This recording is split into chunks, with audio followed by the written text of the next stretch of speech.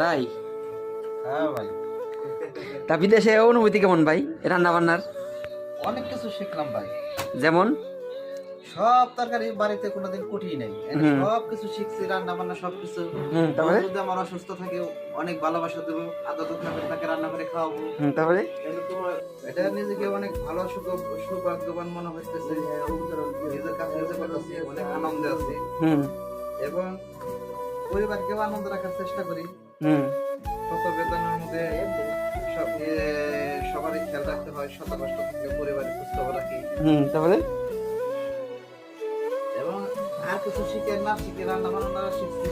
হুম। ওয়াইফের জন্য সব আরো বেশি ভালো হয়। মানে দেশে গেলে পরে ভোরে রান্না করে খাওয়াবেন মাঝে মধ্যে? আমার অসুস্থ যুদ্ধের সময় থাকবো, সময় কাজের সহযোগিতা করলাম, রান্না বান্নার কাজের সহযোগিতা করলাম এবং অসুখ বিসুখ যদি থাকে তাকে আমি নিজে পাত্রে কাজে খাওয়াবো। মাশাআল্লাহ মাশাআল্লাহ, মানে আপনার উদ্দেশ্য মহৎ উদ্দেশ্য যে প্রবাসী আছে কষ্ট করা যায় কিন্তু রান্না শিখতেছি বোর জন্য, মানে এটা যাক আলহামদুলিল্লাহ আলহামদুলিল্লাহ।